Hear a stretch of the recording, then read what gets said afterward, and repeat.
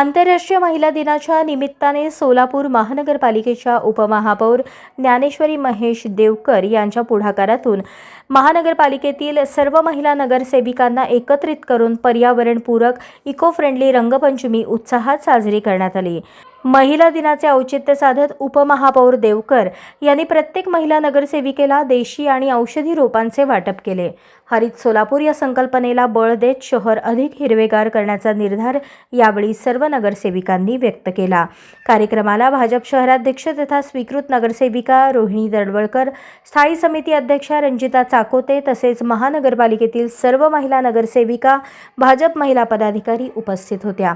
कार्यक्रमात रंगपंचमीचा आनंद घेत पर्यावरणपूरक सण साजरा करण्याचा संदेश देण्यात आला।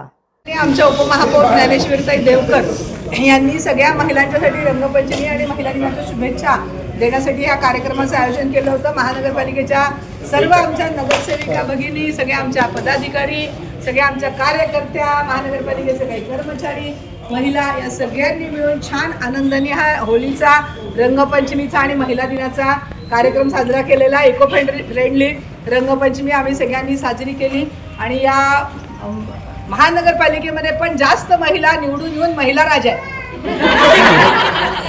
आणि त्यामुळे आम्हाला खूप आनंद झाला आहे।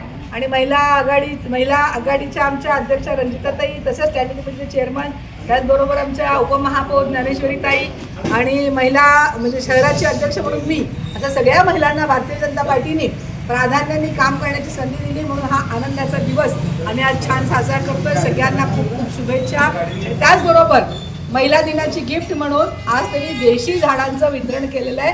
तो एक चांगला क्षण, प्रत्येकाने आपल्या दारामध्ये झाड लावून ते जोपासावं आणि आपलं नाव त्या झाडाला द्यावं, अशा प्रकारची विनंती मी सगळ्यांना करते। जय हिंद, जय महाराष्ट्र, हॅपी होली।